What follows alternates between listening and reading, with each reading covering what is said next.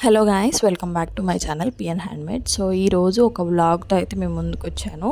So మేమైతే వరంగల్ వెళ్తున్నామండి. వరంగల్లో కొంచెం వర్క్ ఉంది, అలానే ఆ వర్క్ చూసుకొని అలా ఉత్తగా తిరిగి రావడం ఎందుకు అని చెప్పేసి అయితే అక్కడ మనకు ఒక ఫేమస్ గుడి అయితే ఉంది. సో వరంగల్ అనగానే ప్రతి ఒక్కరికి గుర్తొచ్చేది ఏంటిది? 1000 స్తంభాల గుడి. సో 1000 స్తంభాల గుడి చూడకుండా అయితే మనం బయటకు వచ్చేస్తే దేవుడు మనల్ని కొట్టేస్తాడనమాట.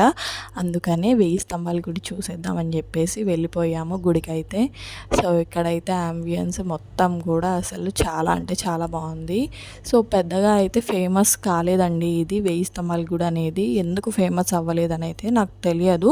సో ప్రతిదీ కూడా ఇక్కడ 1000 స్తంభాల గుడి అని ఎందుకు అంటారు అని అంటే, 1000 స్తంభాలు కూడా రాయితోటి, ఇప్పుడు మన బండ ఉంటుంది కదా, బండరాయి మీద అయితే ఈ స్తంభాలన్నీ చెక్కేసి అట్లా గుడిలాగా అయితే చేశారనమాట. మొత్తం ఒక్కొక్క స్తంభం మీద అది ఎన్నో నంబర్ స్తంభం అనేది కూడా రాశారు. ప్రతి స్తంభం మీద కూడా అసలు హ్యాండ్స్ ఆఫ్ చెప్పొచ్చు అనమాట.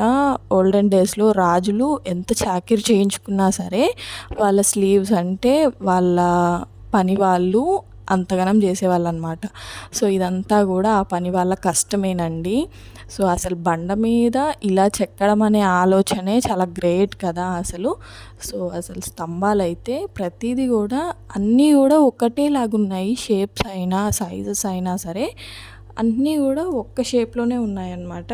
అసలు బండ మీద చెక్కి ఇలా చేయడం అనేది చాలా గ్రేట్. అసలు మేమైతే చాలా షాక్ అయిపోయాము. సో స్తంభాలతోటి ఇలా గుడి అయితే కట్టేశారు. ఇక్కడ మనకి దేవుడు ఎవరు ఉంటారంటే శివలింగం అయితే ఉంటుందండి ఇక్కడ లోపల గర్భగుడిలోకి అయితే ఫోన్ తీసుకెళ్ళలేదు. సో నార్మల్గా నేను అక్కడక్కడ కొంచెం కొంచెం క్లిప్స్ అయితే తీసుకున్నాను. సో ఇక్కడ మనకి 2 నందీస్ ఉన్నాయి, 2 నందులు అయితే ఉన్నాయి. ఒకటి ఫుల్గా చెక్కేసి పెద్దగా పెట్టారు, ఒకటేమో ఫేస్ చెక్కలేదనమాట, అలా వదిలేశారు. మేబీ ఎనీ చేంజెస్ ఉండొచ్చేమో, నాకు కూడా తెలియదు. సో మా మమ్మీ వాళ్ళు వెళ్ళినప్పుడు మాత్రం, తన చిన్నప్పుడు తను వెళ్తే అప్పుడు మాత్రం ఫుల్ ఫేమస్ అంట. ఇప్పుడు అసలు జనమే లేరు.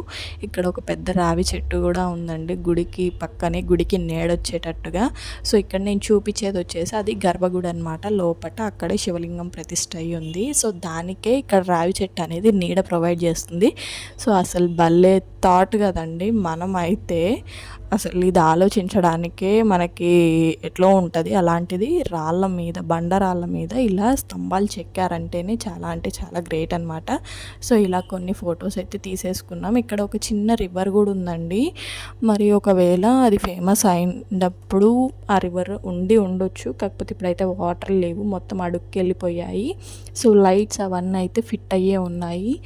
సో ఇదైతే రివర్ అండి. ఇక్కడ మొత్తం కూడా ఏంటి అనేది నేను మొత్తం చిన్న చిన్న క్లిప్స్ అయితే తీసుకున్నాను. గుడి అంతా కూడా నాతో పాటు మీరు కూడా చూసేస్తారని చెప్పేసి అయితే ఈ వీడియో అప్లోడ్ చేస్తున్నాను. సో మీకు గుడి బాగా అనిపించిందా అనిపించలేదా అనేది అయితే నాకు కామెంట్ బాక్స్లో కామెంట్ చేసేయండి. అలాగే మీరు కనుక నా ఛానల్ ఫస్ట్ టైం చూస్తున్నట్టయితే please do like, share and subscribe. So గుడి బయట అయితే మాత్రం మొత్తం ఒక చిన్న పార్క్ లాగా ఉంది. సో మేమైతే ఈ గుడి చూసేసాం, ఇంకా ఇంటికి బయలుదేరిపోయామన్నమాట.